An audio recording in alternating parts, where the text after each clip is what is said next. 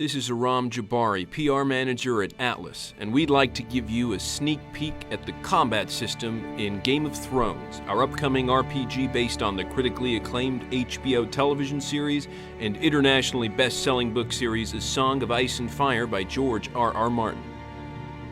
Let's start by taking a look at the core of the game's combat engine, the active pause system.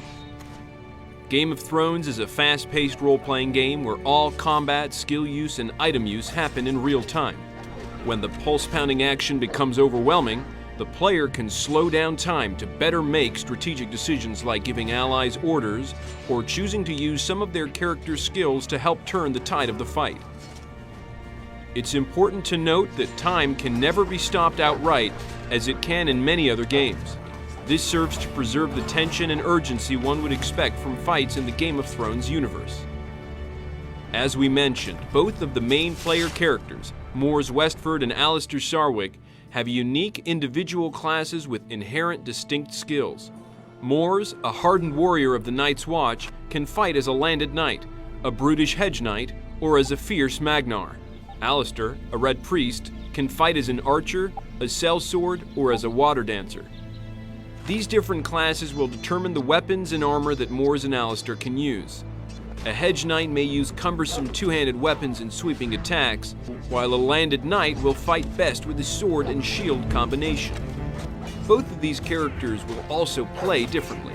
For example, Alistair is not quite as stout in battle as Mors is. When facing multiple enemies, Alistair will typically prefer to not stand and fight. To this point, Alistair will have many more options that involve engaging enemies at range, while Mors will usually need to take the fight right to the enemy. Perhaps you want to play as a water-dancing archer or an effective heavy-armored Magnar? The game's multi-class customization options make these character builds possible. You also have the ability to eschew the multi-class path in favor of becoming a specialist in one class and gaining the upper-tier skills for that particular class. This is just a fraction of the strategic aspects that you'll be able to explore in Game of Thrones.